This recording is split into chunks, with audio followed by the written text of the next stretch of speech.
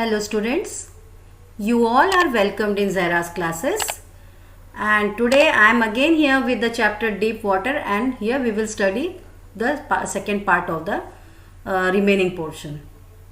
So let's move towards the second part.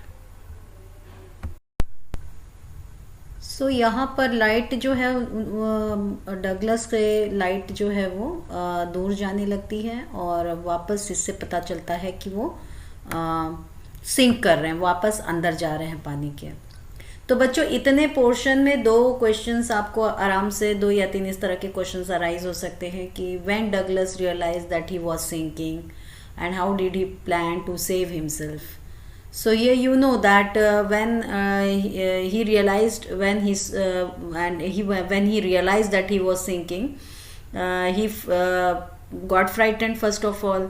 Then he decided, then he made his mind and he made a strategy that as soon as he reaches the bottom, he will make a big jump and come on the surface, and he will start floating or lying flat on the water surface for some times, and then he will paddle to reach the edge of the pool.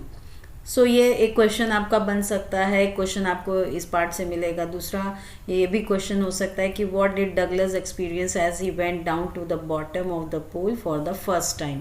तो ये भी आपको पता है कि when he went for the first time, when he was inside the pool, he went to the bottom that was 9 feet deep, and it appeared to him like 90 feet deep. And then he was suffering from acute uneasiness. His lungs were like ready to burst, and he had a feeling of suffocation, and he was very much desperate for his survival. तो ये इस तरह के questions आपको इतने part से मिलेंगे, ठीक है। एंड देन व्हाट सॉर्ट, इस पोर्शन से देखिए, ये जो पोर्शन आपका है, इस पोर्शन में what sort of terror seize Douglas as he went down the water with a yellow glow, how could he feel that he was still alive. So यहाँ पर भी आपको पता है कि when Douglas went down the water, then yellow glow or yellow light was going away from him, and it appeared to him as a nightmare experience. Then his legs were paralyzed, his arms were not able to move, then lungs were aching. Only the pumping of his heart and pounding of his head made him realize that he was still alive. So these are some of the questions which you can answer, which you can where the questions can be put up from this part, ठीक है। अब आगे बढ़ते हैं बच्चों। Then all effort ceased. I relaxed. Even my legs felt limp, and a blackness swept over my brain. It wiped out fear. It wiped out fear. It wiped out terror. There was no more panic. It was quiet and peaceful. Nothing to be afraid of. This is nice. To be drowsy, to go to sleep. No need to jump. Too tired to jump. It's nice to be carried gently, to float along in space. Tender arms around me, tender arms like mothers. Now I must go to sleep. So यहाँ पर पूरे efforts के बाद भी Douglas को लगा कि नहीं, अब वो वापस जा रहे हैं पानी के अंदर, और उनको ऐसा लगा कि अब वो जितने एफर्ट्स थे उनके, वो सब अब एक रुकावट पर आ गए। वहाँ पे कोई भी तरह का उनको अब एनर्जी नहीं बची थी कि वो और स्ट्रगल कर सकते। तो इसलिए अब इनके पैर भी जो थे वो पूरी तरह से लिम्प हो चुके थे, यानी कि बहुत मुश्किल से हिल डुल पा रहे थे, और पूरी जगह ब्लैकनेसनेस थी और दिमाग भी काम नहीं कर रहा था। वहाँ पर उनका जो था, सारे डर जो थे वो जा चुके थे, सारा डर ख़त्म हो चुका था। ऐसा लग रहा था कि अब डर जो है नहीं कहीं। एंड यहाँ पर जब लगा कि नहीं, अब पीसफुल हो गया है, क्योंकि अब वो और स्ट्रगल नहीं कर पा रहे थे, वो थक चुके थे, और अब डर नहीं लग रहा था, लग रहा था कि बड़ा अच्छा सा है कुछ। एंड ड्राउजीनेस हो गया, क्योंकि इतने एफर्ट्स के बाद जो है शरीर थक चुका था, दिमाग थक चुका था।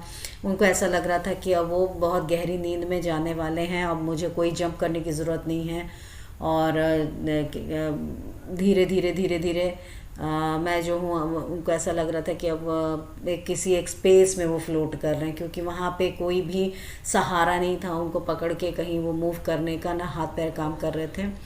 और ऐसा लग रहा था कि वो जो पानी का जो वेव्स हैं वो एक टेंडर आर्म है, वो उस वक्त वो अपनी मदर को याद कर रहे थे। और ऐसा लग रहा था कि अब वो स्लीप में जा रहे हैं, यानी कि ऐसा लग रहा था कि अब वो नियर टू डेथ है। I crossed to oblivion and the curtain of life fell. तो यहाँ पर इस तरह का जब सारी चीज़ें हुई तो उनको ऐसा लगा कि अब वो अनकॉन्शियसनेस के स्टेज में जा रहे हैं, बेहोशी के आलम में जा रहे हैं, और लग रहा है कि अब ज़िंदगी जो है ख़त्म होने वाली है, अब लाइफ उनकी फुल स्टॉप लगने वाला है। तो इतनी चीज़ें जो थी उनको याद थी, और वो इतना स्ट्रगल करने के बाद यहाँ तक वो पहुँचे थे। और वहाँ पर अब उनको लग रहा था कि उनके लाइफ का जो है एंड आ गया है। The next I remember I was lying on my stomach beside the pool vomiting. The chap that threw me in was saying, "But I was only fooling." Someone said, "The kid nearly died. Be all right now. Let's carry him to the locker room." Several hours later, I walked home. I was weak and trembling. I shook and cried when I lay on my bed. I couldn't eat that night. For days, a haunting fear was in my heart.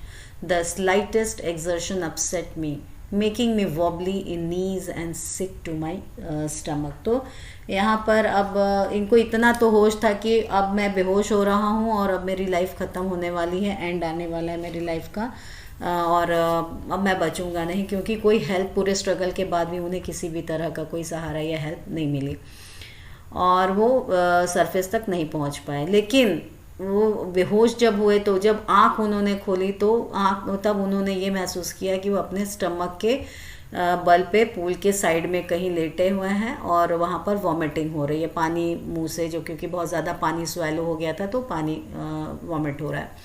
और ये उन्होंने देखा कि जिस लड़के ने उनको ढकेला था पानी में, वो मजाक कर रहा है, कह रहा है कि भाई मैं तो सिर्फ मजाक कर रहा था, मुझे क्या पता था कि भाई इस तरह की चीज़ें हो जाएंगी।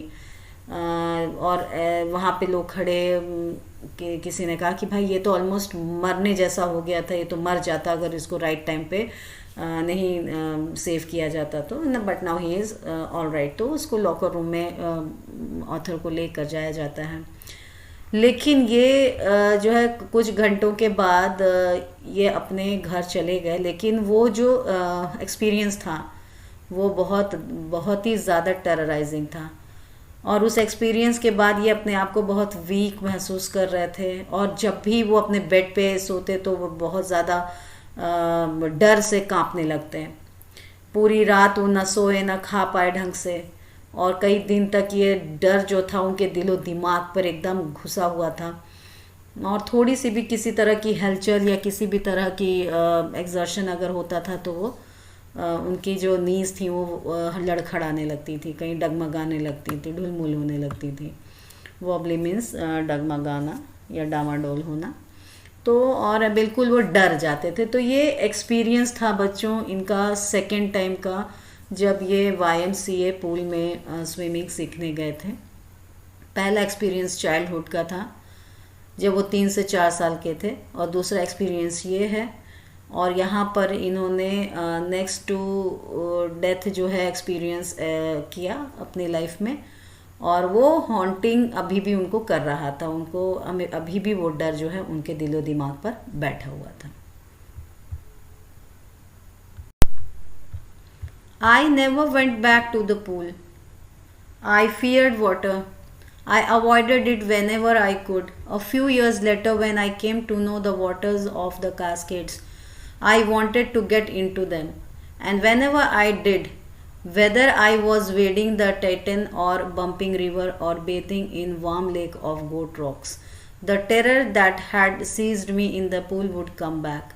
It would take possession of me completely. My legs would become paralyzed. Icy horror would grab my heart.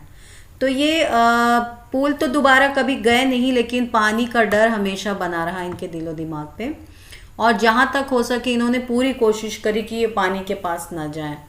और कई साल बाद जब वो कहीं पानी के नज़दीक आते या रिवर के पास आते, या कभी उन्होंने कभी नहाने के लिए, कभी किसी भी प्रकार से इधर वार्म लेक में गए हों, गोट रॉक्स के, या फिर टाइटन या बम्पिंग रिवर्स में गए हों, तो रिवर्स के पास गए हों, तो वहाँ पे इनको जो है एक डर हमेशा उनके दिलो दिमाग पे सताता रहा, हमेशा वो डर बैठा रहा इनके दिलो दिमाग पे, और वो हम डर के वो वापस आ जाते थे। वो जो पूल में घटित हुई घटना थी, उस घटना की वजह से वो फिर से टेरराइज हो जाते और वापस वहाँ से बैक ऑफ हो जाते।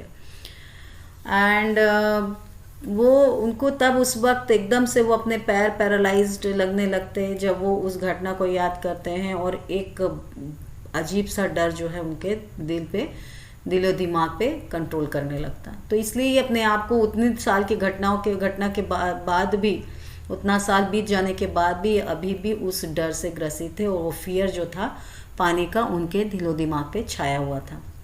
This handicap stayed with me as the years rolled by. In canoes or many lakes, fishing for landlocked salmon, bass fishing in New Hampshire, trout fishing on Descus and Metolius in Oregon, fishing for salmon on Columbia, at Bumping Lake in the Cascades. Wherever I went, the haunting fear of the water followed me. It ruined my fishing trips, deprived me of the joy of canoeing, boating and swimming. तो यहाँ पर ये जो डर था इनके ऊपर बहुत ज़्यादा हावी हो गया था, और ये डर जो था इनको पानी से दूर रख रहा था। जब भी ये कहीं भी जाते, लाइक मैरिन लेक में या फिर कोलंबिया, न्यू हैम्पशायर, कोई भी चीज़ लाइक फ़िशिंग के लिए जा रहे हैं या किसी फ़िशिंग ट्रिप में जा रहे हैं, तो वहाँ पर भी इनके दिमाग में वो डर जो है हावी हो जाता, पानी देख के वो डर हावी हो जाता। And then what happened, he could not make himself happy, or he was deprived of the joy of canoeing. वो ये सब चीज़ें करना चाह रहे थे, but this fear continuously haunted him, and even it spoiled his various future expeditions where he wanted to do, जैसे canoeing करना या बोटिंग करना या स्विमिंग करना, ये सारी चीज़ें, या फिशिंग करना, ये सारी चीज़ें वो करना चाहते थे, लेकिन जब भी वो करने जाते तो वहाँ पर ये डर जो है उनके ऊपर बुरी तरीके से हावी हो जाता। I used every way I knew to overcome this fear, but it held me firmly in its grip. Finally, one October, I decided to get an instructor and learn to swim. I went to a pool and practiced 5 days a week, an hour each day. The instructor put a belt around me. A rope attached to the belt went through a pulley that ran on an overhead cable. He held on to the end of the rope and we went back and forth across the pool. Per hour after hour, day after day, week after week. On each trip across the pool, a bit of panic seized me. Each time the instructor relaxed his hold on the rope and I went under. Some of the old terror returned and my legs froze. It was 3 months before the tension began to slack.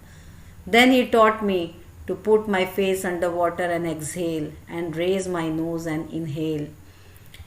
I repeated the exercise hundreds of times. Bit by bit, I shed part of the panic that seized me when my head went underwater. लेकिन जो author हैं उनको ऐसा लगता है कि उनको ये चीज़ को ओवरकम करना पड़ेगा, and he decides to overcome his fear. किसी भी तरह से उनको बाय हुक बाय क्रूक उनको ये फियर जो था, he wanted to overcome his fear. तो ये क्योंकि उनका शौक़ था, उनको बहुत इच्छा होती थी बहुत सारे एक्सपेडिशंस को करने की, लेकिन डर की वजह से वो नहीं कर पा रहे थे। तो उन्होंने डिसाइड किया कि नहीं, मुझे कहीं ना कहीं इस डर से काबू पाना, इस डर पे। तो इन्होंने डिसाइड किया और इन्होंने एक अपने लिए इंस्ट्रक्टर को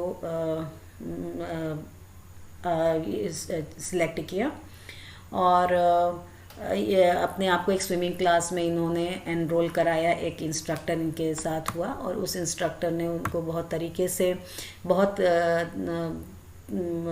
स्टेप बाय स्टेप वे से इनको स्विमिंग सिखाई। पहले हफ्ते में 5 दिन इन्होंने प्रैक्टिस करी पूल में आने की। हर दिन 1 घंटा उन्होंने दिया। फिर उसके बाद बेल्ट उसके डगलस के अराउंड बेल्ट बांध के, फिर रोप के साथ अटैच करके ऊपर पुली के थ्रू जो है एक ओवरहेड केबल के साथ अटैच करके इनको पानी में प्रैक्टिस के लिए छोड़ा गया। और हर दिन घंटे घंटे या दिन, day after day, week after week ये प्रैक्टिसेस चलती रहीं। और हर ट्रिप में जब भी ये प्रैक्टिसेस का स्टेप आगे बढ़ता जाता, हर ट्रिप में जो है इनका जो पैनिक है वो सीज होने लगता है। इनका जो डर होता है, घबराहट होती है, वो पानी से जो घबराहट होती है वो धीरे धीरे सीज होने लगती है। और हर टाइम जो है इंस्ट्रक्टर जो है वो थोड़ा थोड़ा सा जो है अपना जो पकड़ है रोप पे उसको रिलीज़ करता जाता, और इनका डर उसके साथ साथ जो है वो कहीं ना कहीं पुराना डर उनके ऊपर हावी होने लगता। थोड़ा कुछ समय पे लगता कि नहीं पैर फिर से फ्रोज हो गए, पैरालाइज्ड हो गए, लेकिन कुछ समय के बाद इनका टेंशन जो है वो कम होने लगा। फिर इंस्ट्रक्टर ने इनको पानी में फेस डालना बताया, कैसे एक्सहेल करना है, कैसे इनहेल करना है। आप ने सीखा कि कैसे अपने चेहरे को पानी के अंदर डाल के एक्सहेल यानी सांस छोड़ना है, और जैसे ही आप बाहर निकालेंगे अपना चेहरा तो नाक से आपको वापस हवा इनहेल करनी है। और ये एक्सरसाइज कई बार रिपीट हुई और इससे इनका थोड़ा थोड़ा जो डर है वो जाता रहा, और ये थोड़ा सा कंफर्टेबल हो गए अपने आप को पानी के अंदर डालते हुए। Next he held me at the side of the pool and had me kick with my legs. For weeks I did just that. At first my legs refused to work but they gradually relaxed and finally I could command them. अब इनके leg के movement की exercise हुई। Pool में instructor ने pool के side में आके सिर्फ लगातार पैर को पानी में किक करने की एक्सरसाइज कराई, और इससे कई वीक तक उन्होंने ये काम किया। और पहले तो नेचुरल आप कोई भी काम आप खुद भी करिए तो पहले लगेगा कि सारी चीज़ें जड़ हो चुकी हैं, स्पेशली आप कभी थोड़ा सा दौड़िए, आप अपने पर्सनल एक्सपीरियंस कीजिए, लेकिन वो आपके पैर चलने को साथ नहीं देंगे, दर्द होगा। तो ये चीज़ें डगलस ने भी एक्सपीरियंस की, लेकिन रेगुलर प्रैक्टिस के बाद जो है वो पैर जो हैं, उनके लेग्स जो हैं वो रिलैक्स मोड में आ गए और बहुत आराम से वो उनको हिला डुला सकते थे। Thus, piece by piece, he built a swimmer, and when he had perfected each piece, he put them together into an integrated whole. In April, he said, "Now you can swim. Dive off and swim the length of the pool. Crawl, stroke." तो अब धीरे धीरे हर step by step इन्होंने एक swimmer के form में अपने आप को बिल्ड किया, और सारे स्टेप्स को इन्होंने इकट्ठा किया। जो पहले किस तरह से मूव करना है, किस तरह से पैडलिंग करनी है, किस तरह से पैर को हिलाना है, पानी के अंदर कैसे जाना है, पानी के बाहर कैसे आना है, ये सारा स्टेप बाय स्टेप चीज़ें थी। एक साथ कभी एक फ्लो में नहीं किया था। जब पूरी चीज़ें इन्होंने सीख ली तब इनको इनके इंस्ट्रक्टर ने बोला कि अब आप स्विमिंग के लिए बिल्कुल रेडी हैं, आप पानी में डाइव करके आराम से पूरे लेंथ पूल में पूरा आप स्विम कर सकते हैं, क्रॉल कर सकते हैं, क्रॉल स्ट्रोक्स भी कर सकते हैं। I did, the instructor was finished, but I was not finished. I still wondered if I would be terror stricken when I was alone in the pool. I tried it. I swam the length up and down. Tiny vestiges of the old terror would return. But now I could frown and say to that terror, trying to scare me, well, here's to you. Look, and off I'd go for another length of the pool.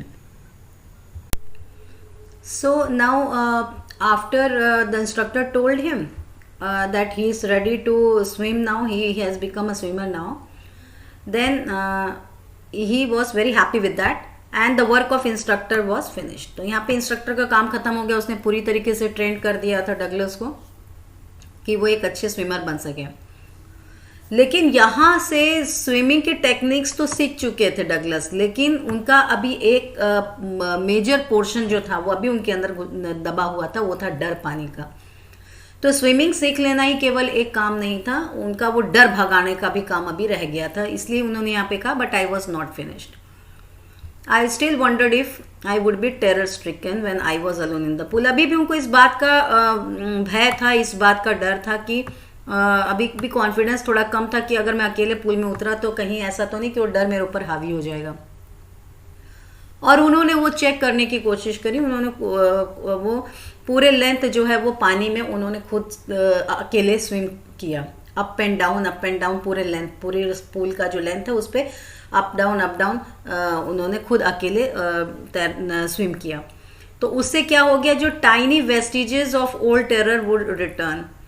तो यहाँ पे थोड़े से जो swimming सीखने के दौरान उनका कुछ भाग जो डर का था वो खत्म हो चुका था, लेकिन अभी भी जो थोड़ा बहुत जो रह गया था डर, मैक्सिमम तो चला गया था। वेस्टिजेस यानी जो थोड़ा बहुत जो चीज़ें रह गई हैं, बहुत बड़ी चीज़ जाने के बाद जो थोड़ी चीज़ें रह जाती हैं, तो थोड़ा सा जो डर रह गया था अभी भी उनके अंदर बचा हुआ था। तो उनको ये था कि कहीं ये बचा हुआ डर भी वापस मेरे ऊपर हावी ना हो जाए।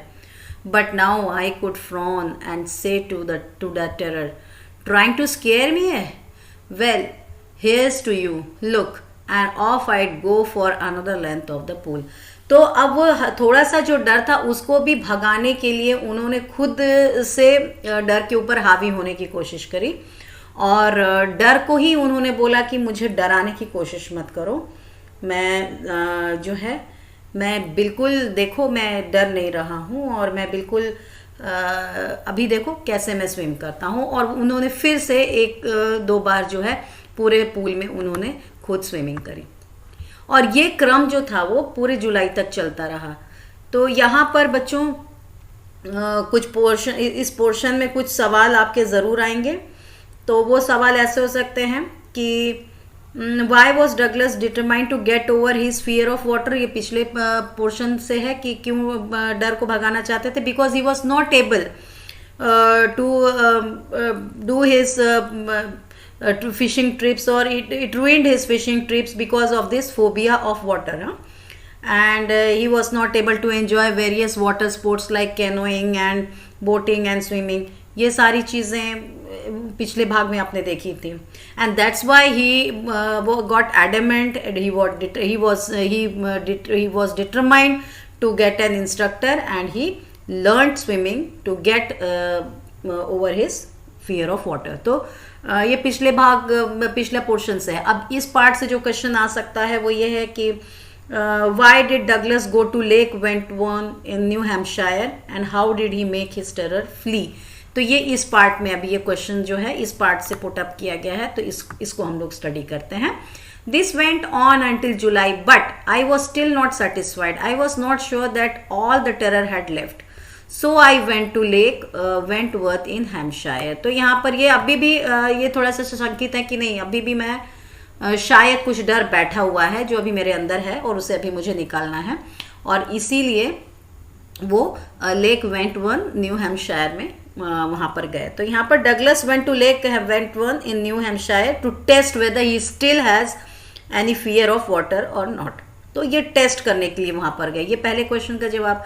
Then he in New Hampshire dived off a dock at Triggs Island and swam 2 miles across the lake to Stamp Act Island. I swam the crawl, breaststroke, side stroke and backstroke. Only once did the terror return. When I was in the middle of the lake, I put my face under and saw nothing but bottomless water. तो यहाँ पर ये new Hampshire गए, वहाँ पर इन्होंने dogs, जो ट्रिग्स island के डॉग्स हैं वहाँ पे उन्होंने स्विमिंग करी, एंड स्विमिंग करके जो है उन्होंने स्टैम्प एक्ट आइलैंड तक इन्होंने स्विम किया, और वहाँ पर कई तरह के स्ट्रोक्स को भी जो सीखा था उसको भी उन्होंने अप्लाई किया। Crawling stroke, then breast stroke, side stroke, back stroke, के सारे स्ट्रोक्स के साथ उन्होंने स्विमिंग करी। 2 माइल्स तक स्विम किया इन्होंने, कहाँ से कहाँ तक, ट्रिग्स आइलैंड से स्टैम्प एक्ट आइलैंड तक, और यहाँ पर ये सारे स्ट्रोक्स के साथ इन्होंने खुद को कंफर्टेबल किया। और एक बार उस पूरे समय में एक बार जो था वो टेरर जो है थोड़ा सा उनके ऊपर हावी होने की कोशिश कर रहा था। When I was in the middle of the lake, जब वो लेक के बीच में पहुंचे तो वहाँ पर उनको थोड़ा सा डर लगा। जब पानी के अंदर उन्होंने अपने आप को पूरा डुबाया, तब उन्होंने नीचे बॉटमलेस वाटर, केवल पानी दिखा, और तब उन्हें ऐसा लगा कि उनका डर जो है वो वापस आ चुका है। तो अब इनका टेरर, उस क्वेश्चन में कैसे टेरर फ्ली हुआ, ये तो डर बैठा उनका जब पानी के अंदर गए तो कैसे अब इसको भगाया. The old sensation returned in miniature. I laughed and said, "Well, Mr. Terror, what do you think you can do to me?" It fled and I swam on. तो यहाँ पर जैसे ही डर हावी होने लगा, ये खुद को हिम्मत बंधाते हुए इन्होंने टेरर से बात करनी शुरू की. थोड़े हिस्से में डर आने लगा था और इन्होंने खुद को हिम्मत जताई कि नहीं, अब डर मेरे ऊपर हावी नहीं हो सकता है, और उन्होंने अपना स्विमिंग जारी रखा. Yet I had residual doubts. At my first opportunity, I hurried west, went up the Teton to Conrad Meadows, up the Conrad Creek Trail to Mead Glaciers, and camped in the high meadows by the side of the warm lake.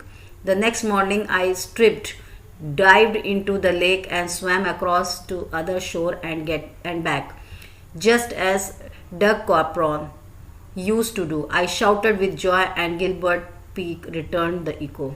I had conquered my fear of water.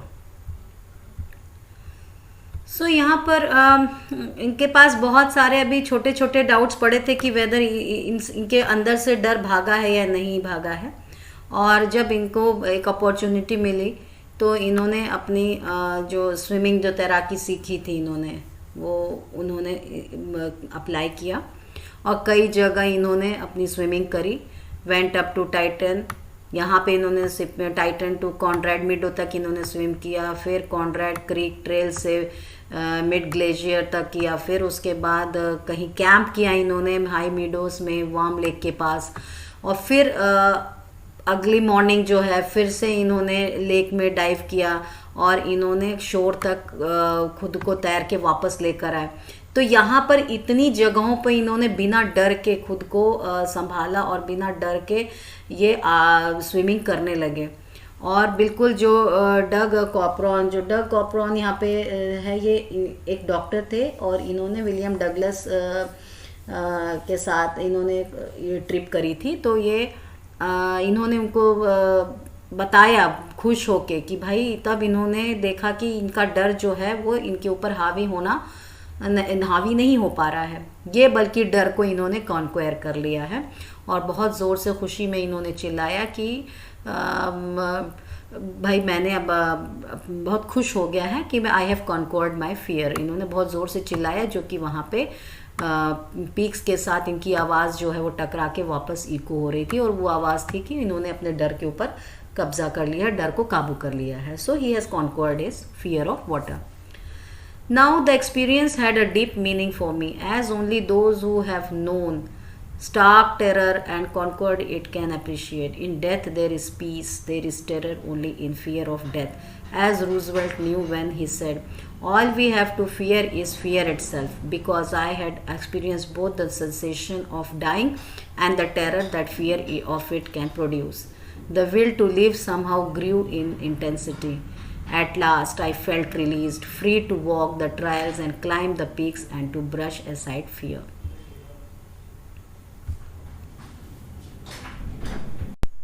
So this particular experience, it was of very deep meaning, okay, in author's life. And from these experiences he overcame the fear which he had from his childhood and conquered on it. He conquered on his fear. So the experience had deep meaning for him, and as only those who have known stark terror and conquered it can appreciate. तो यहाँ पे author ये कह रहे हैं कि जिन्होंने इस तरह का एक्सपीरियंस कहीं किया होगा, जिनके जीवन में इस तरह का कहीं टेरर रहा होगा, किसी भी चीज़ का डर रहा होगा, लेकिन उन्होंने उस डर को अपने डिटर्मिनेशन से भगाया होगा या उस पर जीत हासिल की होगी, वो इस एक्सपीरियंस को बहुत अच्छी तरह से समझ सकते हैं, क्योंकि वो भी इस के थ्रू गुजरे होंगे. क्योंकि ये बहुत पावरफुल या बहुत एक्सट्रीम टेरर था ऑथर के लाइफ में, और इस टेरर को कॉन्क्वर करना बहुत मुश्किल था, क्योंकि ये एक बार नहीं 2 इंसिडेंट से इनके पूरे जीवन में ये हावी रहा.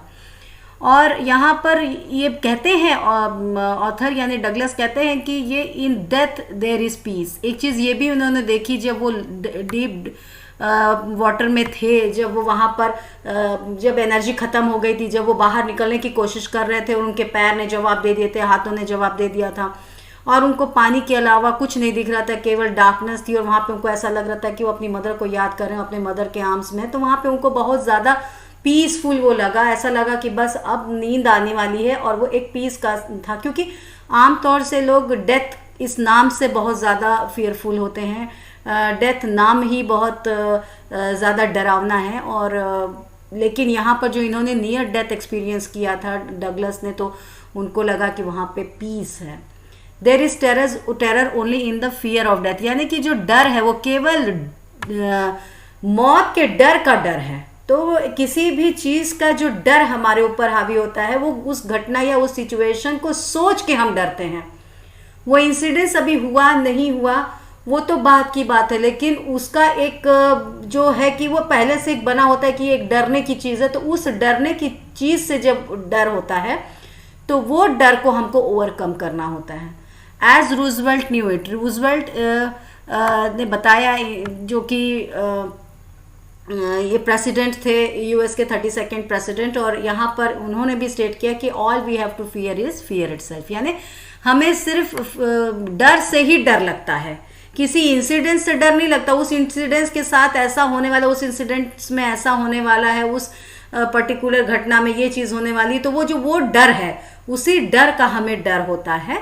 और क्योंकि लेखक ने, राइटर ने इसमें वो एक्सपीरियंस किया था, but because I had experience both the sensation of dying and the terror that fear of it can produce. तो मतलब एक उन्होंने वो सिचुएशन को जिया है कि कैसे मरने के समय क्या होता है, किस तरह का चीज़ होती है, क्या सेंसेशन होता है, उन्होंने उसको भी एक्सपीरियंस किया। और मरना इस शब्द से भी उनको जो टेरर आया, वो जो फियर आया, वो फियर ने क्या क्या चीज़ें उनकी बॉडी के साथ किया, वो चीज़ को भी उन्होंने एक्सपीरियंस किया।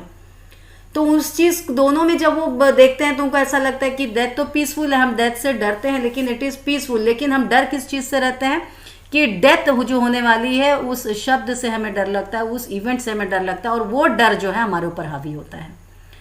The will to live somehow grew in intensity. तो यहाँ पर विल था उनको रहने, जीवित रहने की उनके अंदर इच्छा शक्ति थी, उनके अंदर वो एक विल था।